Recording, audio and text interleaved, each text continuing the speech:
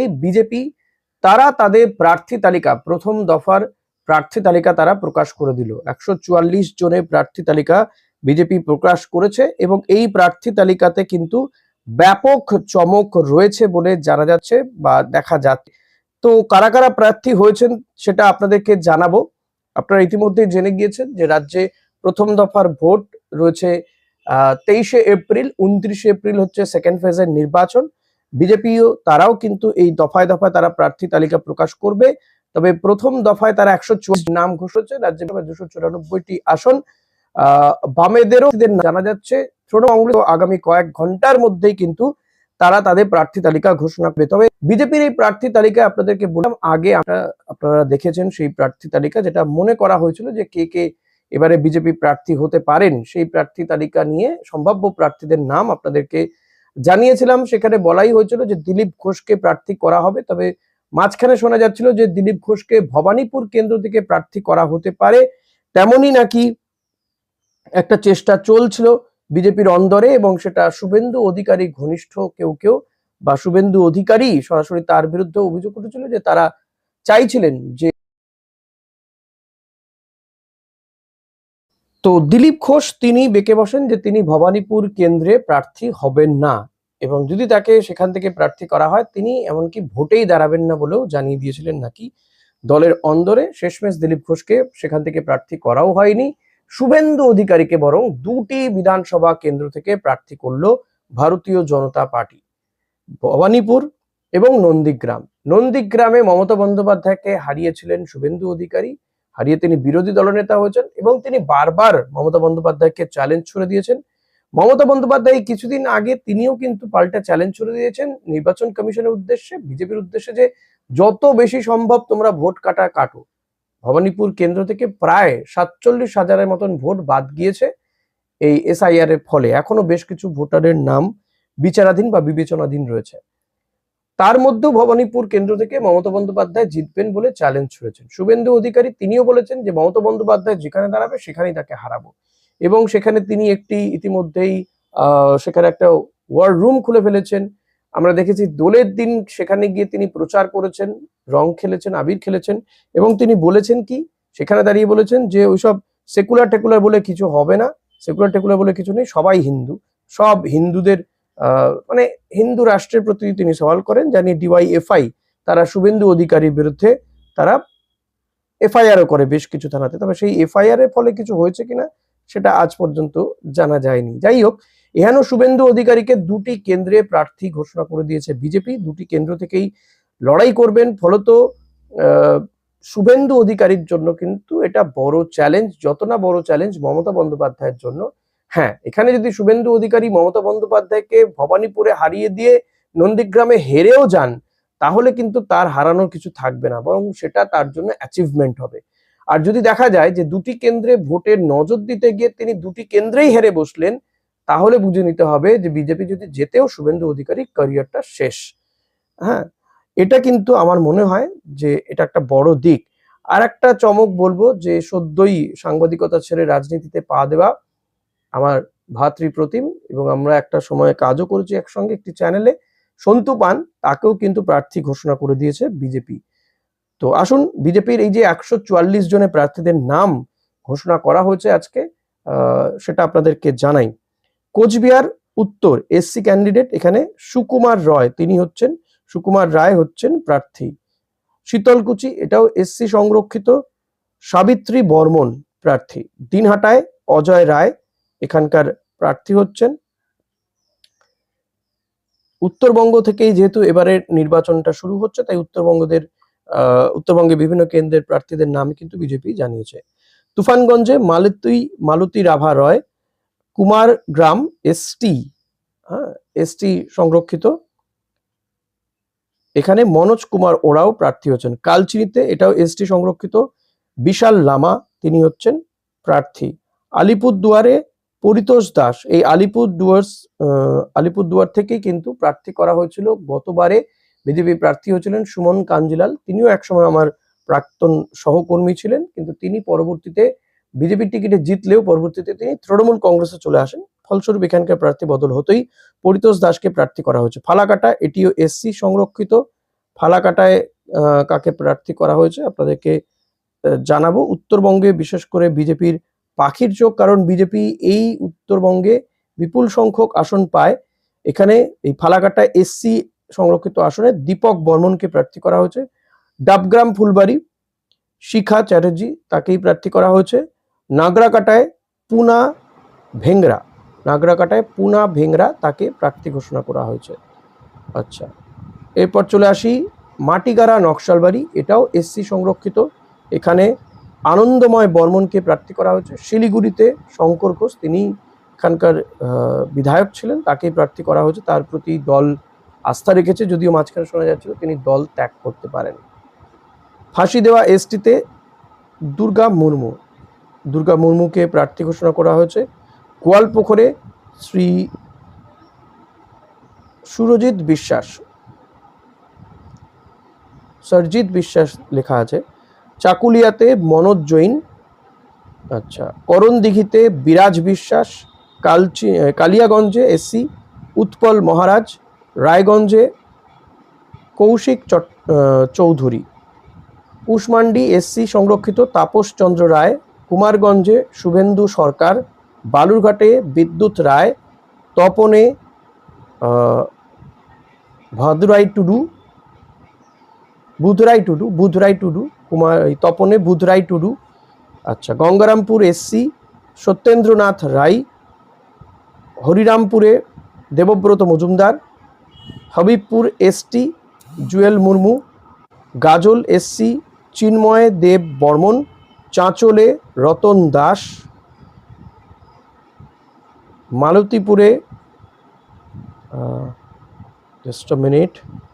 মালতীপুরে আশিস দাস। মালদা রতুয়াতে অভিষেক সিংঘানিয়া। মানিকচকে গৌরচন্দ্র মণ্ডল। Malda SC সংরক্ষিত আসন এটি, এখানে গোপাল চন্দ্র সাহা তাকে প্রার্থী করা হয়েছে। বেশ, আচ্ছা, মোথাবাড়িতে নিবারণ ঘোষ।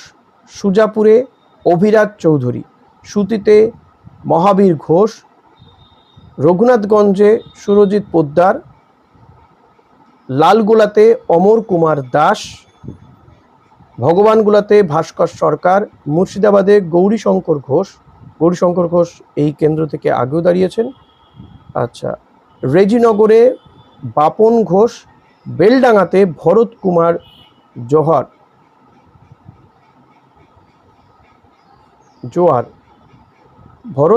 জোয়ার। বেলডাঙ্গা অত্যন্ত সেন্সিটিভ এলাকা। বেলডাঙ্গাতে আপনারা জানেন কিছুদিন আগেই সেখানে একটা অশান্তি হয়েছিল, পরিযায়ী শ্রমিকের মৃত্যু নিয়ে সেখানে অশান্তি ছড়ায় বেলডাঙ্গাতে। আচ্ছা, বহরমপুরে সুব্রত মৈত্র। হরিহরপাড়াতে তন্ময় বিশ্বাস। নওদাতে রানা মণ্ডল। ডোমকলে নন্দদুলাল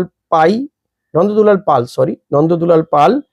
জলঙ্গিতে নবকুমার সরকার। করিমপুরে সমরেন্দ্রনাথ ঘোষ।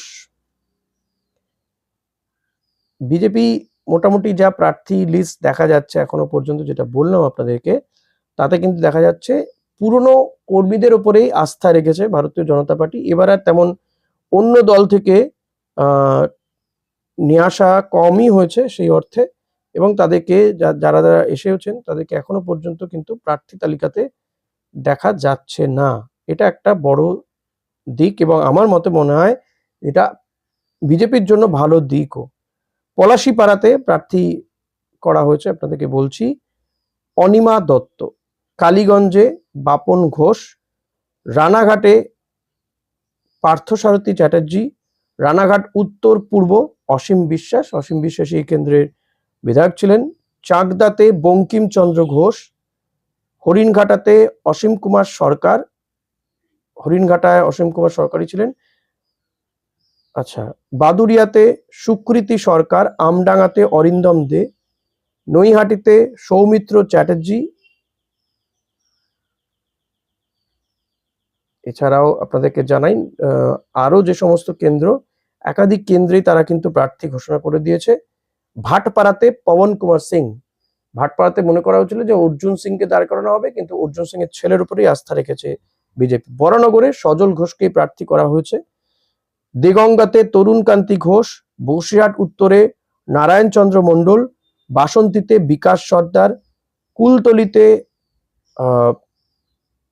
সুশ্রী মাধবী মহালদার, কুলতলি এসসি ক্যান্ডিডেট এখানে দাঁড় করাতে হবে। কুলতলিতে সুশ্রী মাধবী মহালদারকে। আচ্ছা, পাথর প্রতিমাতে প্রার্থী করা হয়েছে কাকে দেখি। পাথর প্রতিমাতে প্রার্থী করা হচ্ছে অসিত কুমার হালদার, কাকদ্বীপে দীপঙ্কর জানা, রায়দিঘিতে পলাশ রানা, ক্যানিং পূর্বে অসীম সাপুই কে প্রার্থী করা হয়েছে। আচ্ছা, ক্যানিং পূর্বে অসীম সাপুই। ডায়মন্ড হারবার দীপক কুমার হালদার, বিষ্ণুপুরে অগ্নিশ্বর নস্কর। আচ্ছা, বজবজে তরুণ কুমার আদক, মেটিয়াবুরুজে বীর বাহাদুর সিং, ভবানীপুরে শুভেন্দু অধিকারী, রাসবিহারীতে স্বপন দাশগুপ্ত বিজেপির বহুদিনকার নেতা, পুরনো মুখ বিজেপি, তাকেই দাঁড় করানো হয়েছে। হাওড়া উত্তরে উমেশ রায়, শিবপুরে রুদ্রনীল ঘোষ। শিবপুর এই বিধানসভা কেন্দ্রে প্রার্থী করা হয়েছে অভিনেতা, একাধিক দল ত্যাগ করে একাধিক দলে কাজ করা, বাম, তৃণমূল এবং বিজেপি। উলুবেড়িয়া দক্ষিণে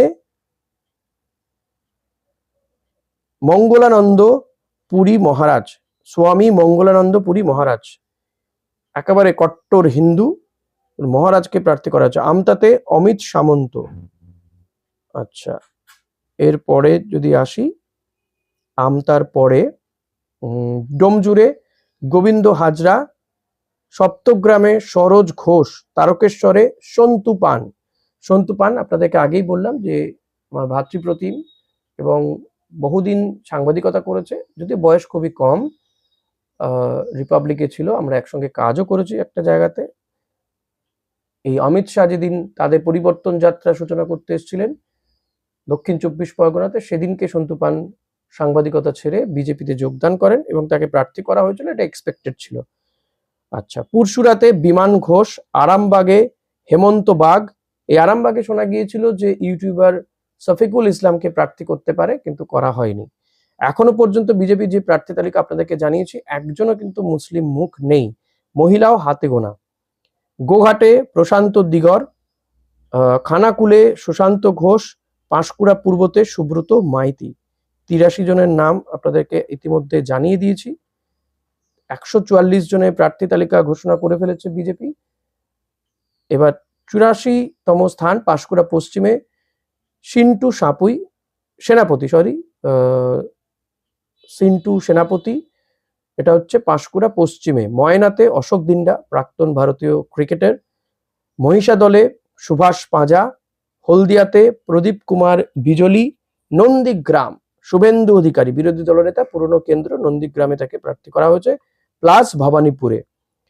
আচ্ছা, পটাশপুরে তপন মাইতি, কাথি উত্তরে সুমিতা সিনহা, কাথি দক্ষিণে অরূপ কুমার দাস, রামনগরে চন্দ্রশেখর মণ্ডল।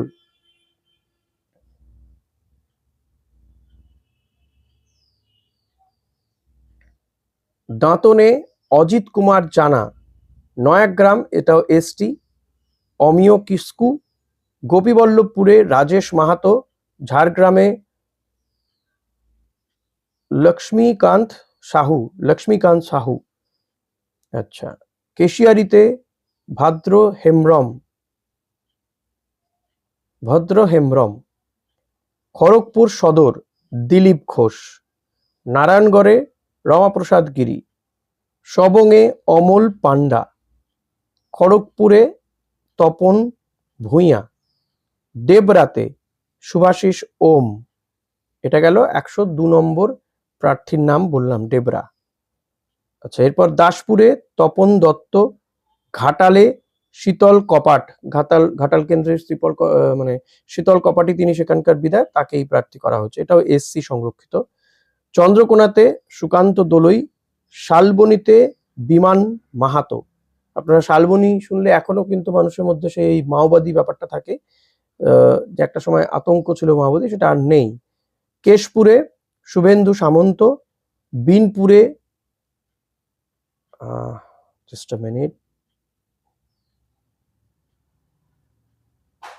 বিনপুরে প্রণত টুডু, বান্দোয়ানে লবসেন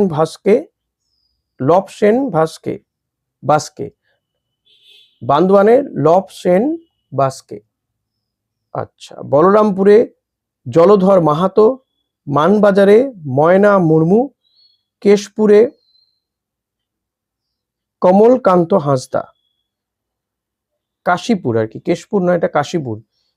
হ্যাঁ, মানবাজার পুরুলিয়া কাশীপুর, সেখানে পুরুলিয়া কাশীপুরে কমলকান্ত হাঁসদা। পাড়াতে নাদিয়ার চন্দ্র বাউরি, রঘুনাথগঞ্জ 246 নম্বর বিধানসভা, জাস্ট মিনিট, 246 নম্বরে আচ্ছা, রঘুনাথপুরে শ্রীমতী মামনি বাউরি, সালতোরাতে চন্দ্রনা বাউরি একেবারে গরিব ঘর থেকে উঠে আসা, তাকেই আবারও প্রার্থী করেছে, তার উপর ভরসা রেখেছে বিজেপি। ছাতনাতে সত্যেন্দ্র নারায়ণ মুখোপাধ্যায়, রানীবাঁধে ক্ষুদিরাম টুডু, রায়পুরে কেষ্টমোহন হাঁসদা, তালডাংরাতে সৌভিক পাত্র।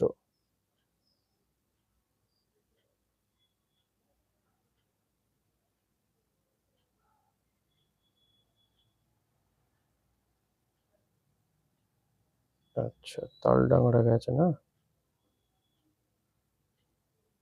বড়জোড়াতে বিল্লেশ্বর সিংহ, ওন্দাতে অমরনাথ শাখা,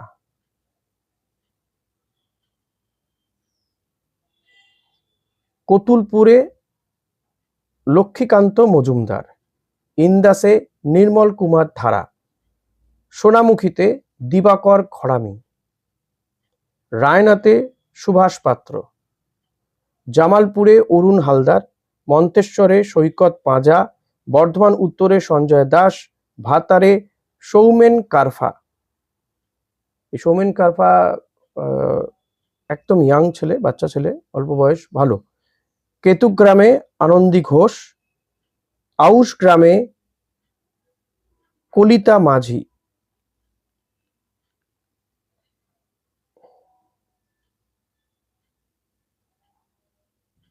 আচ্ছা, পাণ্ডবেশ্বরে জিতেন্দ্র তিওয়ারি, ইনিও তৃণমূল কংগ্রেস থেকে বিজেপিতে এসেছিলেন, তাকে প্রার্থী করেছে পাণ্ডবেশ্বরেরই।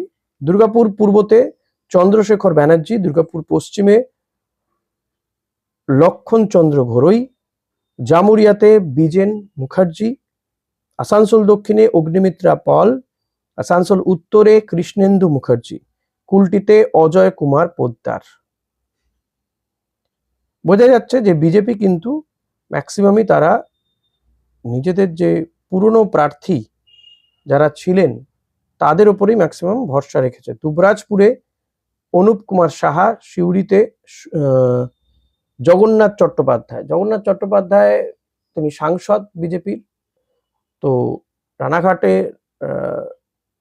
সাংসদ, তাকে এবার বিধানসভা ভোটেও প্রার্থী করা হয়েছে। বোলপুরে দিলীপ কুমার ঘোষ, নানুরে খোকন দাস, ময়ূরেশ্বরে দুধ কুমার মণ্ডল, বহুদিনকার কর্মী, তো সেই দুধ কুমার মণ্ডলকে দেখাই যায় না, কিন্তু তাকে বিজেপি এবার আবার টিকিট দিয়েছে। মাঝখানে তিনি হারিয়ে গিয়েছিলেন, তাকে বিজেপি টিকিট দিয়েছে। হাসনে নিখিল ব্যানার্জি। এই হলো 144 জন বিজেপির প্রার্থী। এবং আপনাদের যেমনটা শুরুতেই বলছিলাম যে বিজেপি প্রার্থী তালিকায় যেমন আছে, পাশাপাশি তারা পুরনো কর্মীদের আস্থা রেখেছে, যারা বিজেপিটা এতদিন ধরে করে আসছে, যারা উপরে তৃণমূলের মার খেয়েও বিজেপি করছেন, সেটাই কিন্তু দেখা গেল সেই পুরনো কর্মীদের উপরে আস্থা রেখেছে ভারতীয় জনতা পার্টি। যেমনটা আমরা দেখেছি যে রাজ্যসভার ভোটের ক্ষেত্রে তারা দীর্ঘদিনের কর্মী, দীর্ঘদিনে বিজেপি কর্মী, বিজেপি করা সেই রাহুল সিনহার উপর ভরসা রেখেছে। এক্ষেত্রেও কিন্তু বিজেপি তারা তাদের পুরনো কর্মীদের উপরে ভরসা রেখেছে। দেখা যাক এর ফলে বিজেপি পুরনো কর্মীরা, নব্য কর্মীরা কতটা উজ্জীবিত হতে পারে, কারণ এমন বহু প্রার্থীর নাম বাদ গিয়েছে যারা জিতেছিলেন আগেও, তাদের নাম এই অন্তত প্রথম যে লিস্ট বেরিয়েছে তাদের নাম নেই কয়েকজন, যেমন হিরণের নাম নেই, হিরণ কিন্তু শুভেন্দু অধিকারী ঘনিষ্ঠ। শুভেন্দু অধিকারী ঘনিষ্ঠ অনেকজনেরই নাম নেই। শুভেন্দু অধিকারীকে বাঘিনীর মুখে ফেলে দেওয়া হয়েছে ভবানীপুরে। নন্দীগ্রাম শুভেন্দু অধিকারীর জন্য তাহলে কি, একদিকে যেমন শুভেন্দু অধিকারী চ্যালেঞ্জ ছুড়ে দিচ্ছেন মমতা বন্দ্যোপাধ্যায়কে, এটা যেমন একটা দিক, আর একটা দিক কিন্তু যে তাহলে কি কোথাও কি শুভেন্দু অধিকারীও কিন্তু কনফিউজড, তিনিও কি আশঙ্কার মধ্যে রয়েছেন যে নন্দীগ্রামে তিনি জিততে পারবেন না, হেরেও যেতে পারেন, সেই আশঙ্কা থেকে কি আরেকটা কেন্দ্রে দাঁড় করানো হয়েছে তাকে? এটা একটা বড় দিক রয়েছে। এখন দেখা যাক যে মমতা বন্দ্যোপাধ্যায় দুটো কেন্দ্র থেকে দাঁড়ান কিনা, ভবানীপুর এবং নন্দীগ্রাম। সেটা যদি হয় তাহলে কিন্তু খেলা জমে যাবে। এখনই যে অবস্থায় খেলা রয়েছে, খেলা কিন্তু টান টান চলছে বস, বলাই খেলা দারুণ হচ্ছে। খেলা হবে মমতা বন্দ্যোপাধ্যায়দের স্লোগান, খেলা কিন্তু শুরু হয়ে গেছে। তো দেখা যাক এই খেলায় শেষ পর্যন্ত কারা টিকে থাকে, কারা টিকে থাকতে পারে না। তবে প্রত্যেক প্রার্থীর জন্যই আমার পক্ষ থেকে শুভেচ্ছা রইল, বিশেষ করে আমার পরিচিত যারা তাদের জন্য তো শুভেচ্ছা রইলই।